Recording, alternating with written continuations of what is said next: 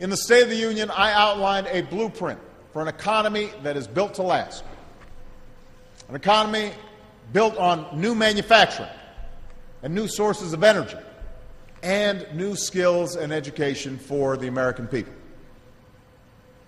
Today, we're releasing the details of that blueprint in the form of next year's budget. And don't worry, I will not read it to you. It's long and a lot of numbers. But the main idea in the budget is this. At a time when our economy is growing and creating jobs at a faster clip, we've got to do everything in our power to keep this recovery on track. Part of our job is to bring down our deficit. And if Congress adopts this budget, then along with the cuts that we've already made, we'll be able to reduce our deficit by $4 trillion by the year 2022. $4 trillion.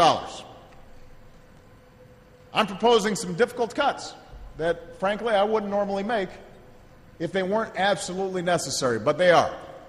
And the truth is, we're going to have to make some tough choices in order to put this country back on a more sustainable fiscal path. By reducing our deficit in the long term, what that allows us to do is to invest in the things that will help grow our economy right now. We can't cut back on those things that are important for us to grow. We can't just cut our way into growth. We can cut back on the things that we don't need, but we also have to make sure that everyone is paying their fair share for the things that we do need.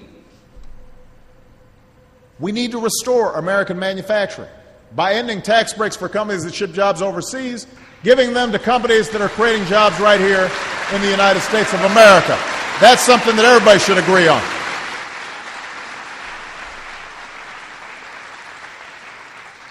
We need to reduce our dependence on foreign oil by ending the subsidies for oil companies and doubling down on clean energy that generates jobs and strengthens our security.